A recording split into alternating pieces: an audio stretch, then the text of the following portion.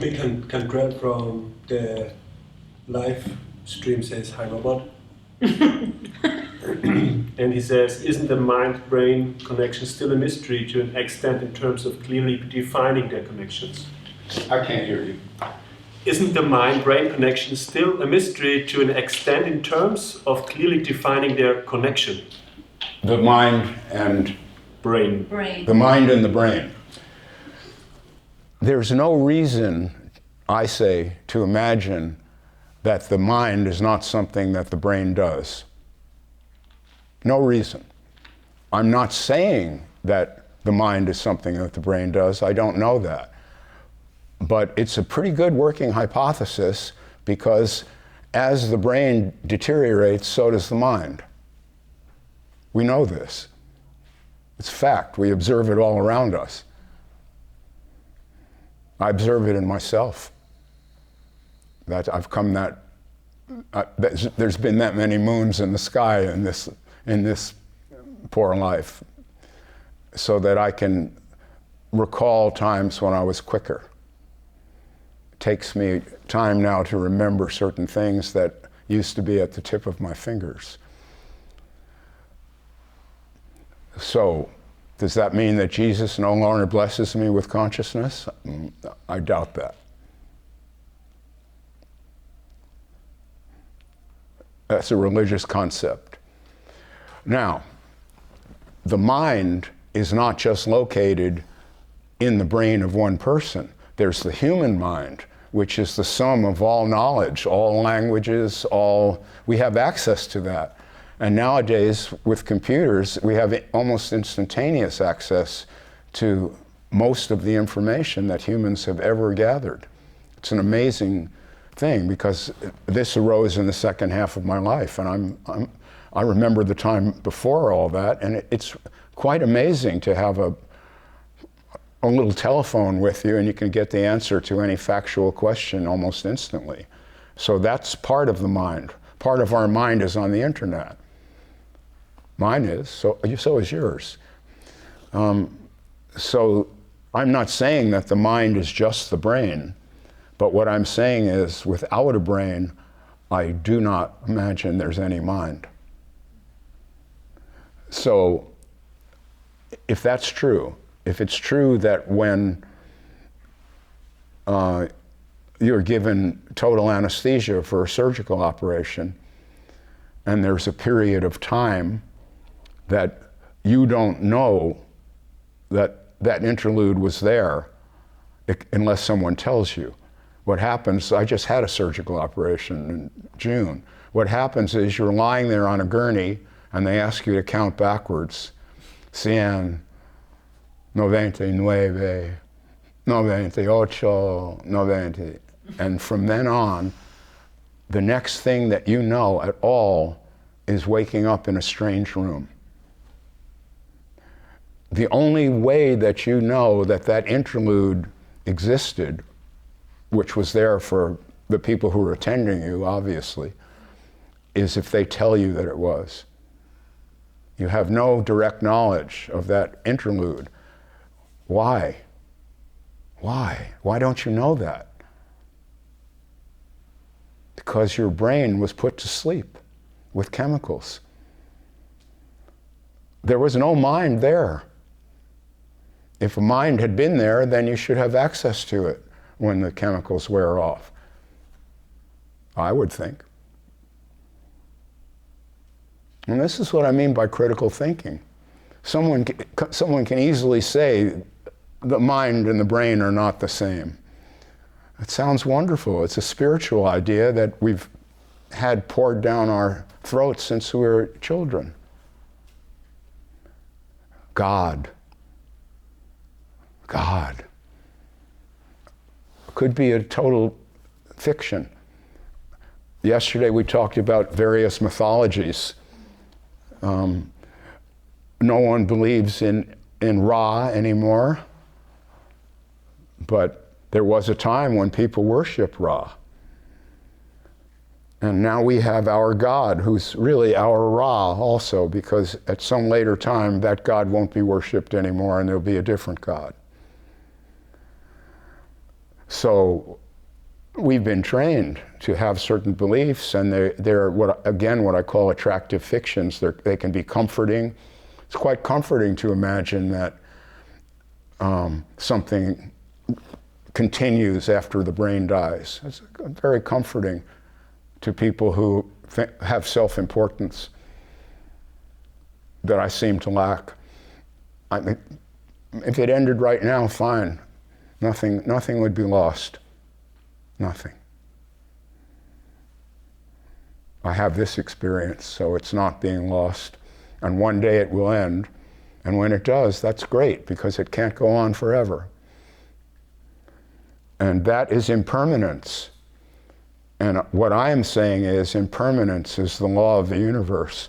We can see it all around us. Stars blow up and black holes arise in their place. So the idea that myself must somehow continue as a spirit or whatever, it's grandiose to the extreme, I say. And people don't like hearing that. I understand that. I have many detractors, and I'm sure that after this movie gets out there, their legions will grow. But at least I hope they buy my book to burn it or something. I wanted to ask you if you think that the Catholic Church and Jesus, is this a conspiracy? A conspiracy? Oh, what a question. When you say conspiracy, do you mean a bunch of people got together and said, we'll lie to everyone and make them pay us to wear gold hats and all that? Is that what you mean? Yes. No, I don't really think it happens that way. I think there's a need for religion. I don't have that need, but we were talking yesterday about psychobiology and evolution. And the first principle of evolution is that everything that is here because it helped these bodies of our ancestors to survive. Does that need further explanation by anybody? No, I'm saying that's the connection. Okay. To survive. So, religion is a very expensive item. It takes a lot of work to build churches. It takes a lot of effort in raising crops and catching fish to be able to feed all those idle people who do nothing but talk and wear gold hats. So they must be serving some evolutionary purpose. They must be, I say. And what is it? Well, group cohesion, for example. It's much easier to survive in a group of 100 worshipers than it is to just go it alone in this world, after all. When something goes wrong, you can go to the church and say, hey, help me out. And that's not nothing. And there's also difficult states of mind, like grief or depression after a loss or something like that. And it might just be great to have a place to go that will help you make sense of it and will tell you, your mom's not really gone, she's waiting for you in heaven. That's a very attractive fiction. And so I think a lot of people have the need for that. And I would never tell anyone not to. I'm speaking honestly here because this is my thing, but I wouldn't go into the church and start talking this way. When I go into the church, when the service ends, I hug everyone, shake hands and do that thing because it's beautiful. And I don't have to believe everything that the priest is saying in order to feel a kinship with the people I'm with. And we're all in it together. After all, we're all in it together. If something goes wrong, it might go wrong for the whole town. And so if there are people here who are strengthened or get by their religious faith, great. That's fine by me. I assume that all of us are here because we want to clarify the ideas that we have about reality and about religion or non-duality or whatever the case may be. Not that you drop non-duality and just cross it off the list. If it appeals to you as a way of seeing the world, beautiful. But at least clarify it and know what you mean when you say non-duality. See, I have my definition of non-duality also, but I don't think it's the common definition, but I have one. Can I hear it? Yeah. Okay. Yeah. All of this is here, and I'm not making it be here. And when I see you, and you see me, that's part of this arising. So I can't just stand aside from the whole thing and pretend that I'm not connected to the greater whole. That would be absurd. It's not true. There is no I unless there's a thou. And that's non-duality as I see it, non-duality. That we're all in it together. This experiment that's going on this planet of will the human animals survive much longer or not, that we all know about and are hurt by, we're all hurt by it. That's non-dual. Everyone's hurt by it. Even the ones who deny it are hurt by it because they don't really believe their denials. They're only denying it because they have some financial interest in denying it. I think it was P.T. Barnum who said this. I could have this one wrong. Never try to convince a man, he didn't know enough to say a man or a woman in those days. Never try to convince a man or a woman of something if their making a living depends on not understanding it, because you have no chance. Now I think that's quite true. And so those of us whose income, let's say, is the blueness of the skies and the clarity of the ocean and good food to eat, that's more important to us than if the gasoline tax can pay the bills or not. See, all this pollution is intentional. It's not unintentional, it's totally intentional. It was meant to be that way. They're going to get every bit of coal out of the ground. They'll be mining coal until there is no more coal. They're going to get every drop of petroleum out of this earth and burn it all up until there is no more. Not because it's necessary, but because someone's making a profit on it, sending their kid to a nice college and all the rest of it. And you're not going to stop that. I shouldn't say that.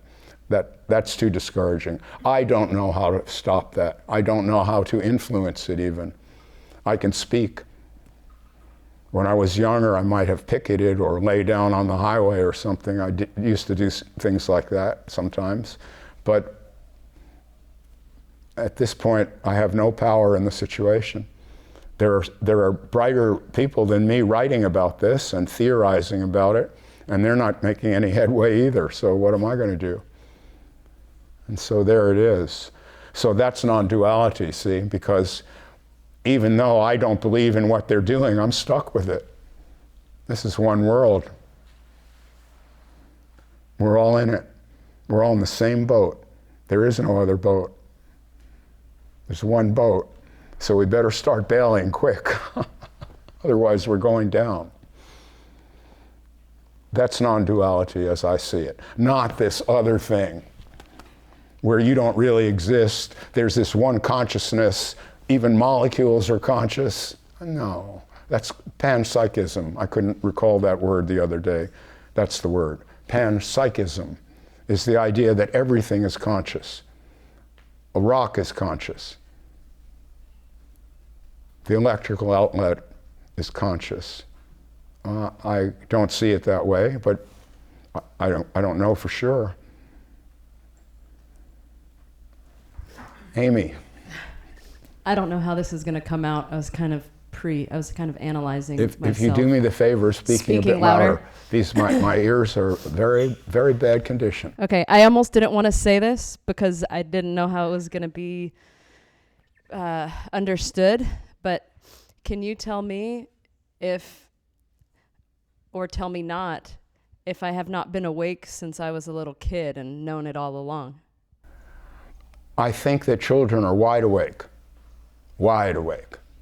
until somebody talks them out of it. That's how I see it. I see them completely immersed in the world of their own mind, and that's what I call awake. When you're not standing outside yourself judging what's wrong with me, why am I lesser than, or where did I go wrong, and all this kind of thing. Before that happens to a child, I'm talking about, let's say, well, Mikhail has a 16-year-old, oh, there you are, of course. 16-month-old child. We were looking at the photographs last night. That child is so wide awake. When I look at the pictures, the awakeness comes off of it. It just does. So yes, and I think you're awake now.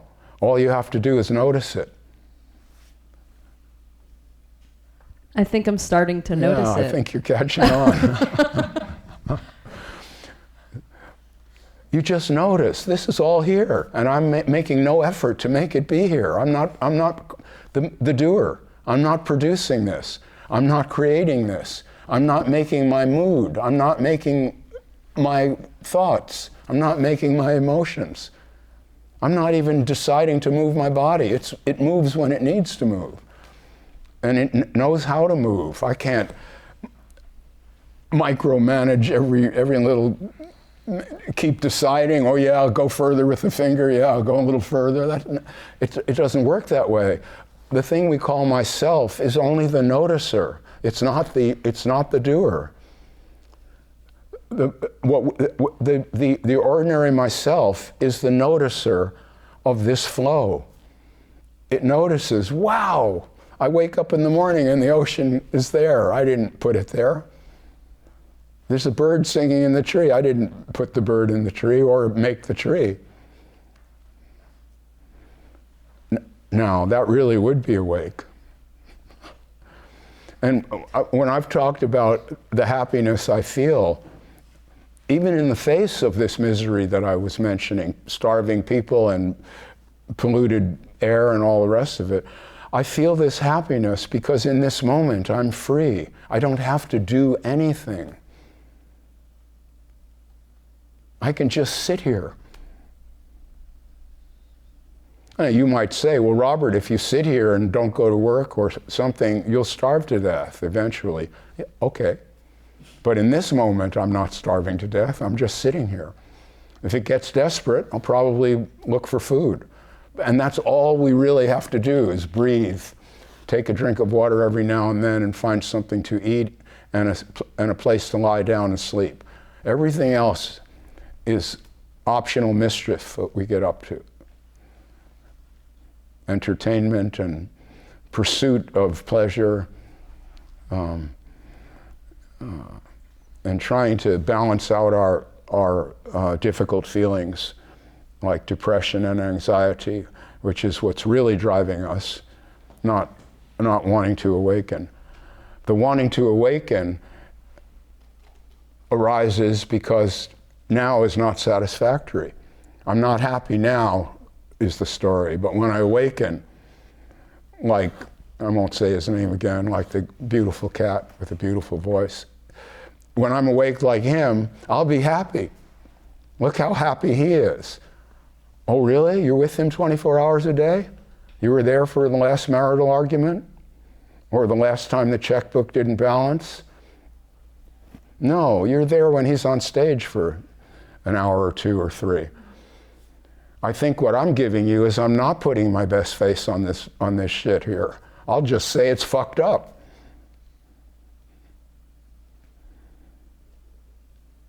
Right? Well, that doesn't mean everything I say is true, but at least it has a shot. When you're getting the cleaned up version from someone who's being paid a hefty sum to deliver that entertainment, there's very little chance of any real nitty-gritty being spoken there, because the real nitty-gritty has people walking out, not walking in. That's the truth. John Troy's coming tomorrow. He and I agree that spirituality is big-time show business, and that's all it is. It's showbiz.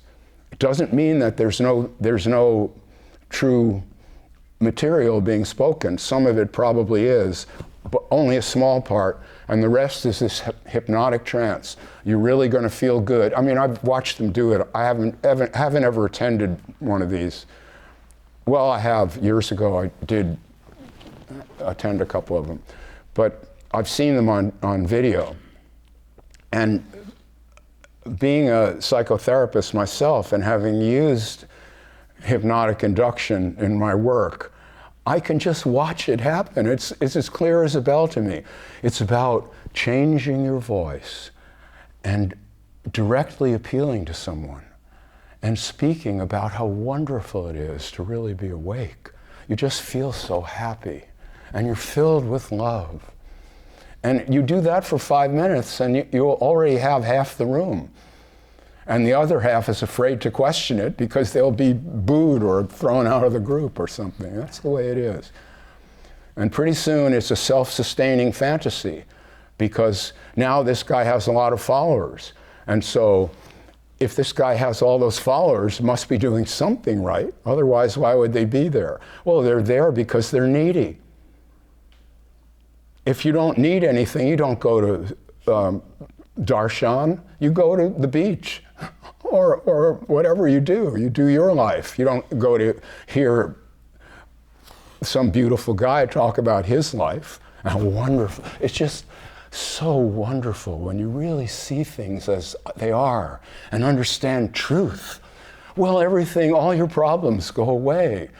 And there wouldn't really be any hurt and pain. There wouldn't be any abused children in this world if only people really understood non-duality and how we're all connected.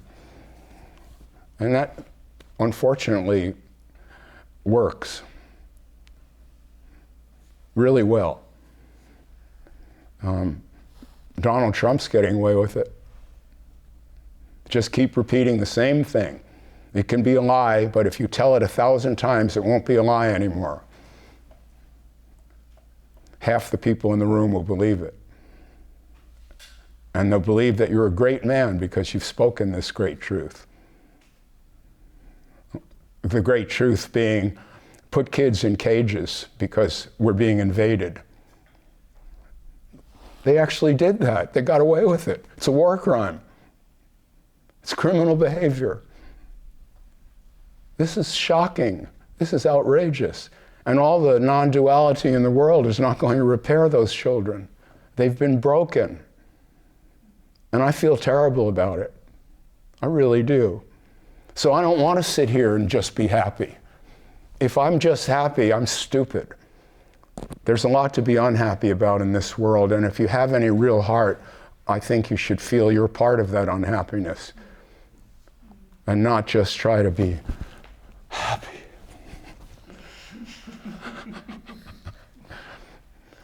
That's the way I see it. And that is, I never attack any of these people personally except Muji. The others I don't. I mean, we mentioned Rupert. This is not, what I'm saying here is not an attack on Rupert. I believe he's a well-meaning guy who found something that worked for him and started sharing that with other people, and it was a natural progression. This is a natural progression. I didn't have all these people sitting here last year. So this is a natural progression. But I'm just making a different use of it, I hope, which is not, first of all, not to collect any money from you, which I think is good. It kind of puts things on a better basis, does it? Because then if you walk out, I haven't lost anything. So I don't have to be afraid that you will walk out. In fact, people have walked out on me on Facebook by defriending me.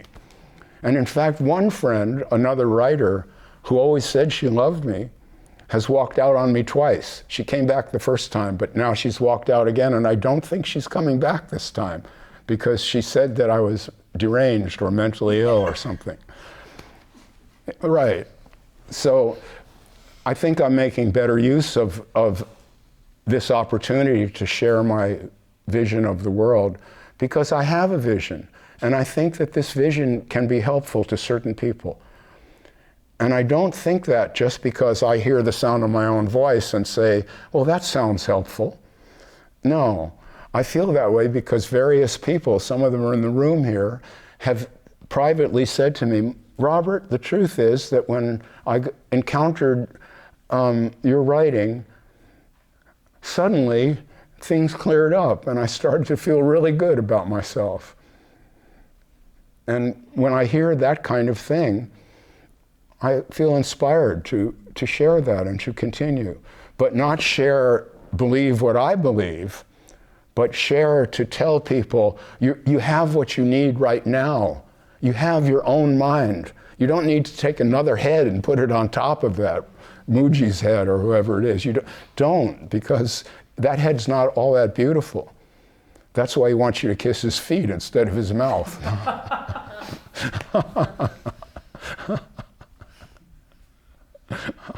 Can you really imagine sitting there and having people bow and kiss your feet? I would be repulsed by that. I would say, stand up. What is this? What is this bullshit? Really. And that's why I criticize him by name, because I wonder, why don't you do that? If you really love those people, tell them you're whole and intact as you are now, not after you kiss my feet. Not after you worship me. I'm no God. You really believe that I'm God? And yet they do. And he encourages them to believe that. And I think that's a terrible thing to do. It's not exactly criminal behavior, but it's close to it. Tantamount to criminal behavior, to collect money by convincing people that you're God. Yes, making sacred ashes from your fingers and producing gold rings by magic. That's spirituality as it really is. And the problem that we have with spirituality is that there is something very beautiful in all of us, but you don't need someone to sell it back to you. It's in you right now. It's a big part of your being. It's your compassion, it's your love, it's your feeling for the other people in this world and your desire to help them. That's your happiness. That's what the Buddha called the Wishfulfilling Gem. He said, if you want all your wishes to be granted, all you need to do is turn to someone and help them. And all your wishes will be granted. He didn't mean you'll get the next Ferrari or something like that. He meant that you will feel equanimity. When you're helping someone else, you're in a state of equanimity. You have no concern for yourself. It's beautiful. You don't have to worry about, am I depressed, or am I getting enough in life, or what will become of me? All that goes out the window. It's a gesture. And that gesture is so much better than kissing some idiot's feet. My God. I'd like to go to one of those Muji meetings and create a ruckus. But he'll sue me. He sues people who say that he encourages people to worship him. Although he's on videotape doing it. If you go on the internet and talk about it, he will sue you. Hasn't sued me yet, but he has sued some people. And he will lose, but it's expensive when you get sued. You have to use your hard-earned money to get a lawyer and all that, and that's how he enforces this regime. Yes. Wow, I'm in fine fettle today. So, see, I'm a non-denominational critic. If someone is religious and beautiful, I will not criticize that person's belief structure, not at all. If the priest from this church, and he seems to be a really good guy, Roberto, has helped a lot of people, and I see how kind he is. I see look in his eyes when he's talking to people. If he blesses them and shakes some kind of stick at them or whatever he does, okay, because you helped this person with a problem. That's fine with me. I don't believe the stuff that he believes, but I also don't know that he's completely wrong. There may be something to it, and maybe I'm just missing it. It could be. So none of this is an attack on the beauty parts of spirituality. It's an attack on the explanatory side of it. There is no explanation for this. There is no explanation for how these feelings arise. I'm not making these words. These words are issuing forth. There's no maker of them. There's not a little Robert sitting in the back of my mind writing a script and then the big Robert reads it. That's not happening. The words just issue forth, and I have no idea where they're coming from. And you call them my ideas because they're coming out of my mouth, but they're just ideas. They're floating around somewhere. I don't know where they are.